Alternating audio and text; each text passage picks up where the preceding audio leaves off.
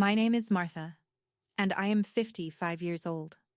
When my 24-year-old daughter, Chloe, called me sobbing in the middle of a Tuesday night to tell me she was pregnant and needed to move back home immediately, my maternal instincts overrode every ounce of caution in my body.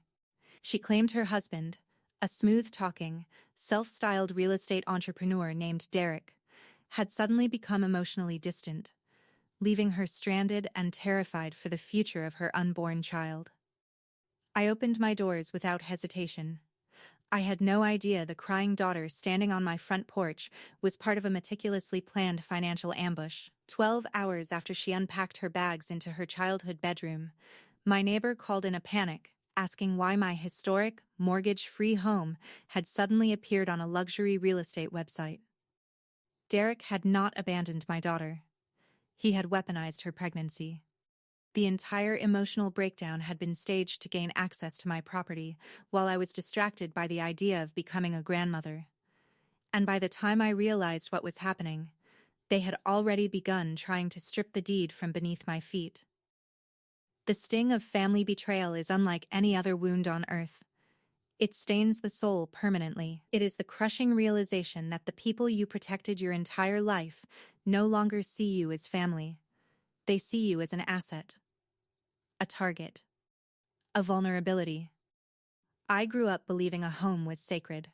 Not just real estate, not just equity. A home was an ancestral fortress built through sacrifice, discipline, and decades of work. My late husband and I spent 30 years paying off the mortgage on our beautiful colonial estate. Every overtime shift, every canceled vacation, every sacrifice. We did it so our children would always have stability. When my husband died 3 years ago, the house became my sanctuary. Every hallway held memories. Every floorboard carried echoes of laughter. The wraparound porch my husband built with his own hands became the place where I drank coffee every morning and tried to learn how to survive widowhood. But to Derek, my peace was offensive. A mortgage-free property was not a family home to him. It was trapped liquidity, unused capital, an opportunity waiting to be exploited. Chloe had always been drawn to appearances, luxury, status, fast money. And when she met Derek 2 years earlier, she completely absorbed his philosophy. He drove a leased European sports car, wore tailored suits funded by debt, spoke with the confidence of a man who believed he could manipulate anyone in the room. I warned Chloe carefully. I told her real wealth is built slowly, quietly, safely. But she dismissed me as outdated, conservative, old-fashioned. When they married in a lavish ceremony that consumed most of her inheritance, I swallowed my concerns and tried to support her happiness. I convinced myself motherhood might ground her. Instead, pregnancy became the greatest weapon she had ever used against me. The morning after Chloe moved back in, everything changed. I was standing in the kitchen brewing coffee when my cell phone vibrated aggressively across the granite countertop. It was Arthur, a retired title attorney who lived 3 houses down. Arthur monitored neighborhood property records like other men watched football scores. His voice sounded shaky, alarmed. He asked me if I was having financial trouble. I laughed nervously and told him no. Then he instructed me to open my laptop immediately. I typed in the address of the luxury real estate portal he mentioned, and my blood turned cold. There it was, my home, my private sanctuary, splashed across the front page in high-definition photographs. My living room, my dining room, my bedroom, the wrap-around porch. The listing described my property as a luxury colonial estate available for immediate occupancy with accelerated closing terms. 20% below market value. Cash buyers preferred. And beneath the description was the listing agent information. Derek's investment firm. My fingers froze against the keyboard. The photographs had clearly been taken recently. The exact floral arrangement I had placed on the dining table the previous weekend appeared in the images.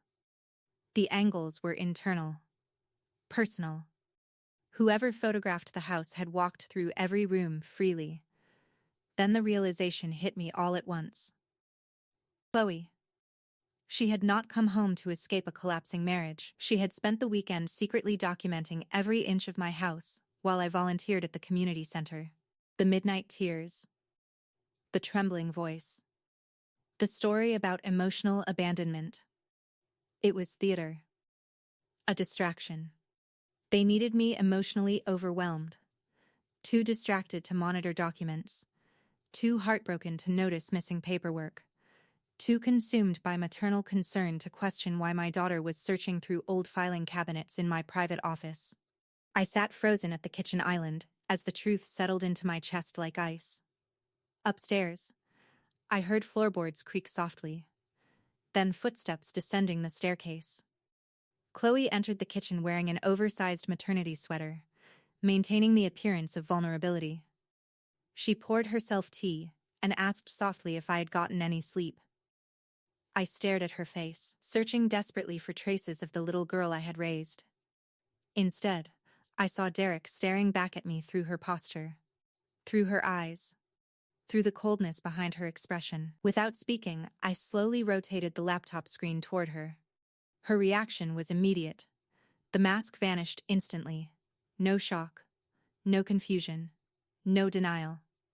Her shoulders straightened, her posture hardened, and her voice lost every trace of warmth.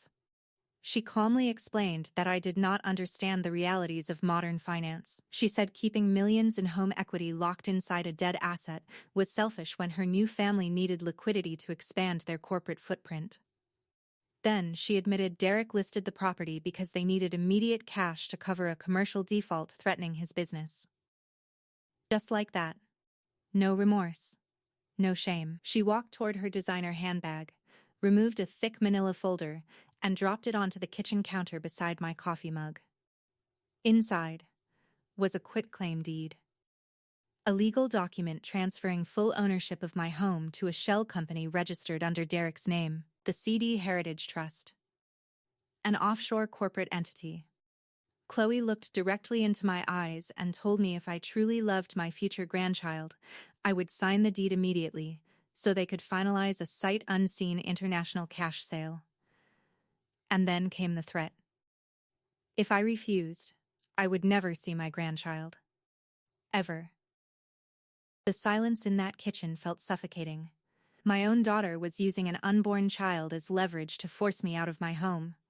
30 years of labor, 30 years of sacrifice, reduced to a financial transaction. I looked down at the pen resting on top of the deed, and suddenly, something inside me became very calm. Very clear. I did not scream. I did not cry. I picked up the entire folder, walked to the built-in trash compactor, dropped the documents inside, and pressed the button. The machinery roared to life, grinding their fraudulent paperwork into compressed waste. Chloe exploded. Her face turned purple with rage. She screamed that I was destroying their future. She called me selfish, cold-hearted, ungrateful. She accused me of valuing bricks and history more than my own bloodline. Then she grabbed her phone and began furiously texting Derek. Before storming upstairs, she warned me he was already on his way with his legal team, and that they would break my resistance one way or another. The bathroom door slammed violently upstairs. But I no longer felt panic. I felt clarity.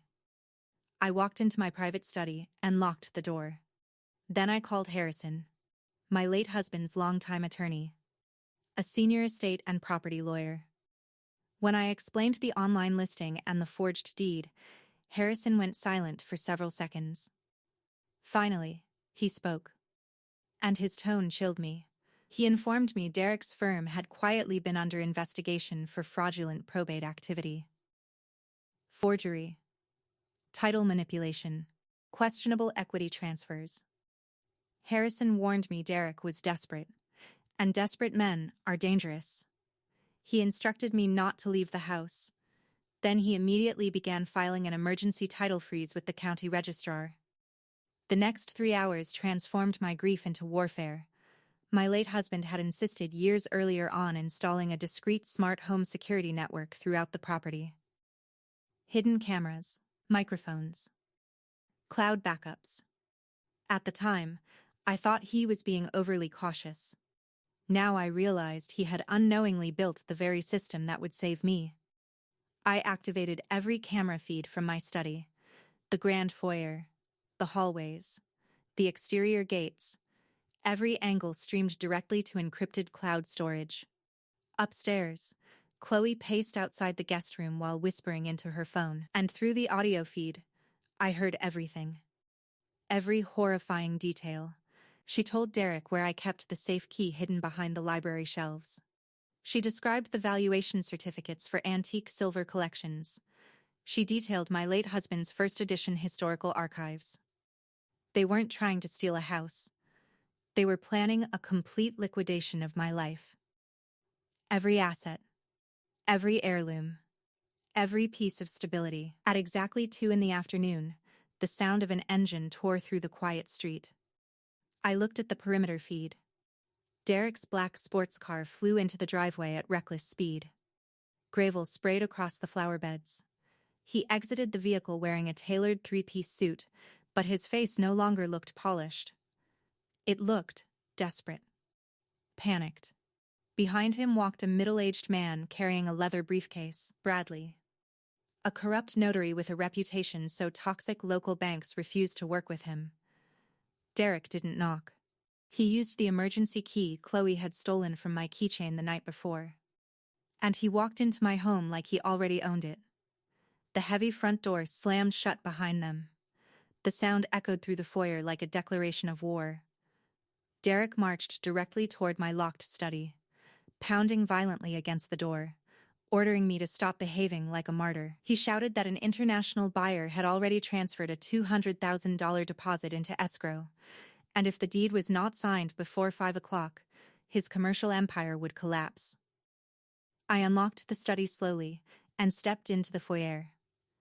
At the exact same moment, Chloe descended the staircase and positioned herself beside her husband. United. Calculated. Predatory. Derek smiled arrogantly. Then he informed me he had generously arranged for me to live in the carriage house behind the estate for the rest of my life. Rent-free. Family charity. He truly believed my independence could be exchanged for a cramped room over a garage, while he pocketed millions from my home.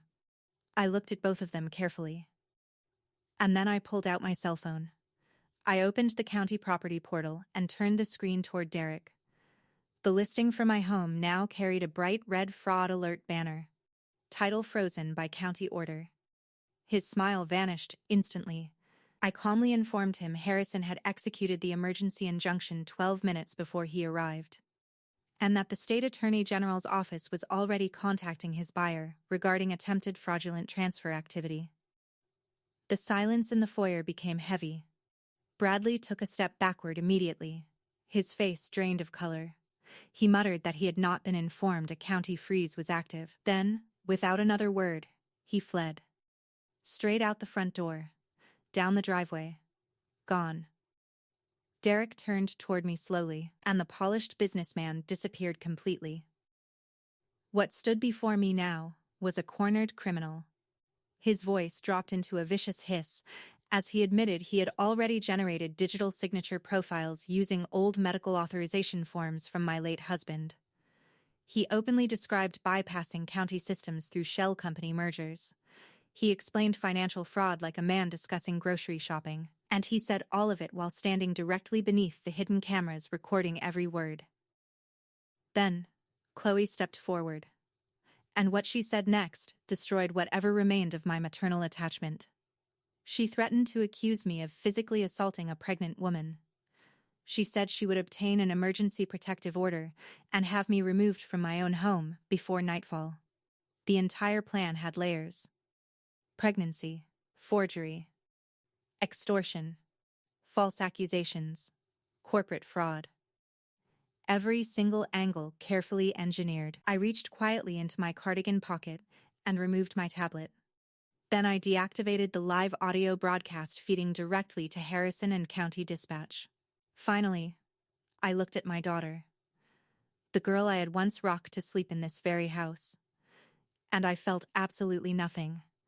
No grief. No heartbreak. Only clarity. I informed her that every threat, every confession, every admission of fraud had been recorded in high definition and uploaded to secure cloud storage. Derek's eyes shot upward toward the molding, searching. Then finally spotting the tiny hidden camera lens, his expression collapsed into pure terror. And before either of them could react, sirens exploded outside. Red and blue lights flashed through the stained glass windows. 2 sheriff vehicles blocked the driveway. Deputies stormed through the front doors alongside Harrison. The lead deputy carried an arrest warrant for Derek. Grand larceny. Fraud. Conspiracy. Identity theft. The moment handcuffs snapped around Derek's wrists, his entire personality shattered.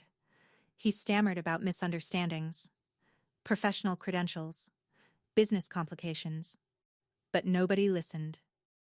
The deputies dragged him toward the door while Chloe collapsed to her knees on the marble floor. Suddenly, she transformed back into the frightened pregnant victim. Crying, begging, claiming she had been manipulated by her husband.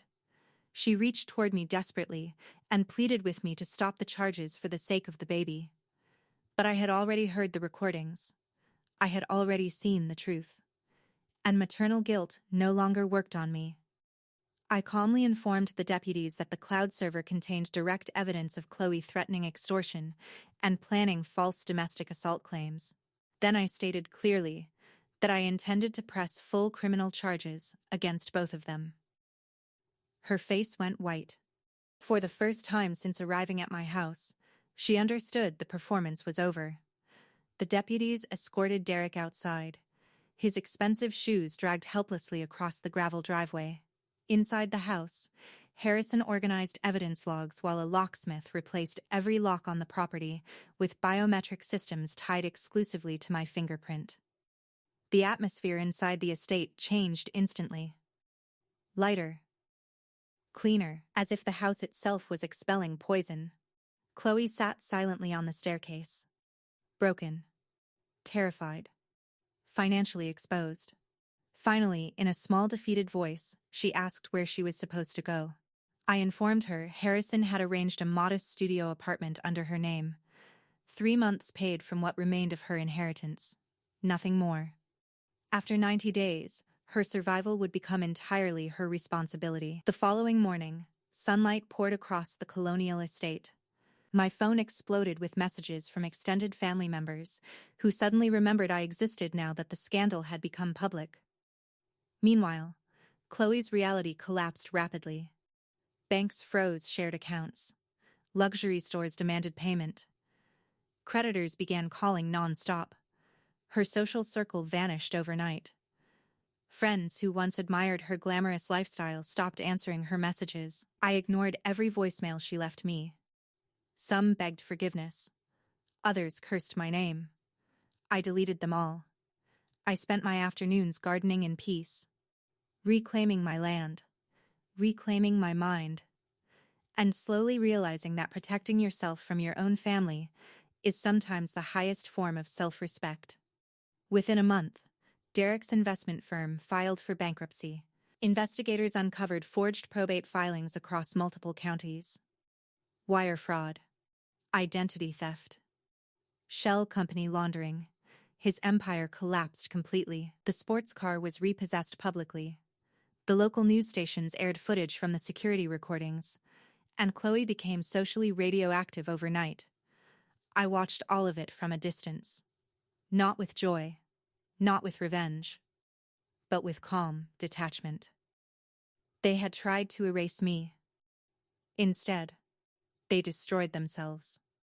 4 months later, Harrison sent me Derek's final deposition documents. To avoid a catastrophic public trial, Derek accepted a full guilty plea. 8 years federal prison. No early parole. But buried within the documents was something even worse. A signed confession. Derek admitted Chloe had been the architect of the entire scheme from the beginning. The fake marital crisis. The emotional manipulation. The accelerated property sale. All of it. Her idea. not his. I stood at the library window reading the confession, while snow covered the lawns outside. And strangely, I felt no anger anymore, only indifference. Because the daughter I raised no longer existed, the woman who remained had willingly traded family for greed. Months later, the estate received historical landmark protection. Permanent. Irrevocable. No developer could ever destroy it. No relative could ever exploit it again. Harrison built an ironclad land trust around the property that permanently shielded it from future fraud or inheritance manipulation. Then one rainy evening, I received the final letter from Derek's attorneys. His appeal had been denied. 8 years confirmed. Inside the envelope was a handwritten note from Derek himself. Gone was the arrogance. Gone was the confidence. He begged me to use my late husband's legal connections to secure him a lower security prison placement. In exchange, he offered to waive future child support claims tied to hidden offshore accounts. Even now, he viewed human beings as negotiable assets. I walked to the fireplace, dropped the letter into the flames, and watched it burn. No response, no emotion, no acknowledgement, just ash. This morning I stepped onto the wraparound porch with a cup of black coffee as sunlight rose across the valley. The oak doors behind me gleamed in perfect silence. The colonial pillars stood strong against the morning wind. The iron gates remained locked. Secure. Unmovable. The family who tried to erase me are gone now, trapped inside the ruins of their own greed. And the home they tried to steal still stands exactly where it always has. Because some foundations cannot be bought, some legacies cannot be manipulated, and some women become impossible to destroy the moment they stop begging for love from people who only understand ownership. I am 55 years old. My name is Martha. My name is printed on the only deed that matters in this county. And for the first time in my life, my home, my peace, and my future belong entirely to me.